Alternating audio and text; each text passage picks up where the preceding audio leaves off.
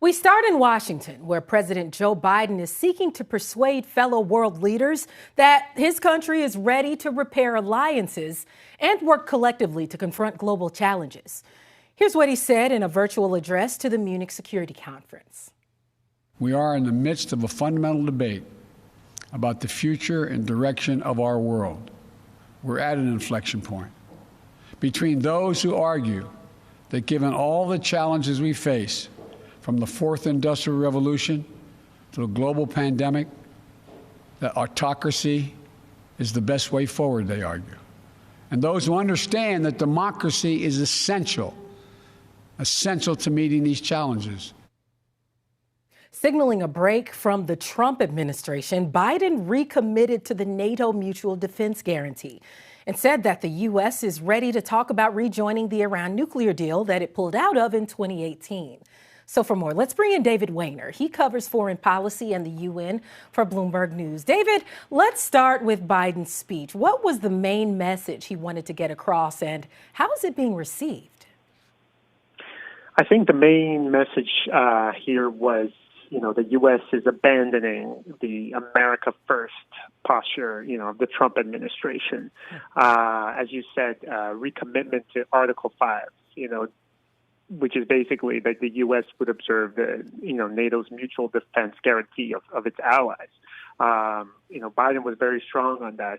He said, it's a guarantee. An attack on one is an attack on all. This is our unshakable vow. So this is really showing here that alliances are important to the U.S. again. Okay. Very interesting. So I want to turn now to Iran. The Biden administration, it's saying that it's willing to meet with the country to restore the nuclear deal. But how are the leaders in the group responding to that?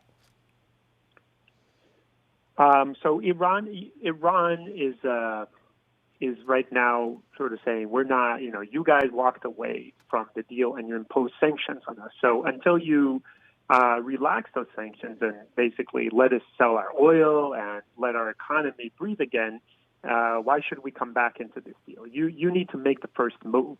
But the Biden administration is saying Iran needs to make the first move. So although this is a good sign for diplomacy, there's still sort of the choreography here that needs to be figured out of who makes the first step, and that's very difficult right now.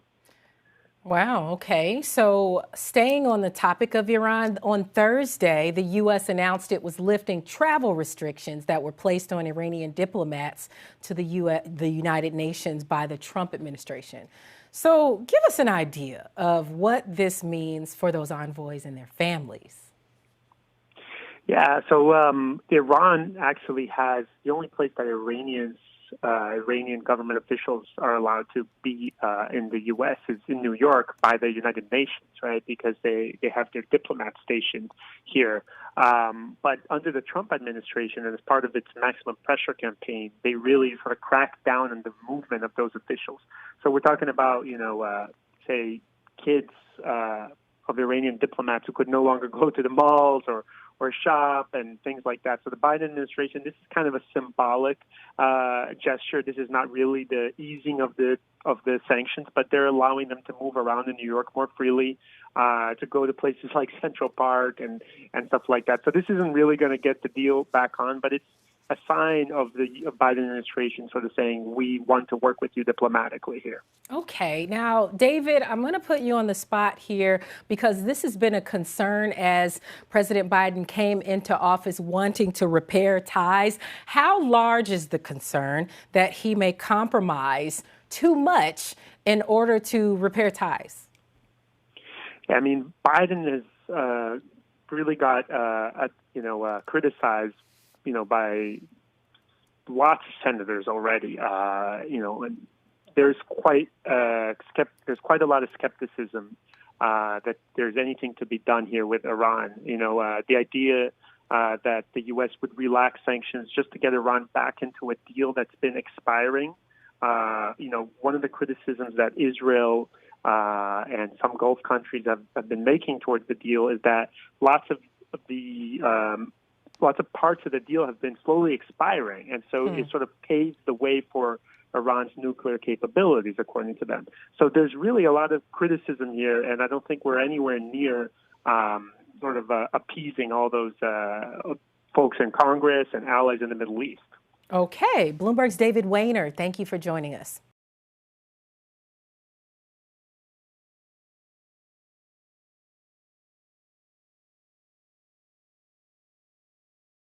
The biggest stories the moment they happen from around the globe. Subscribe to Bloomberg Quick Take now for insight in an instant.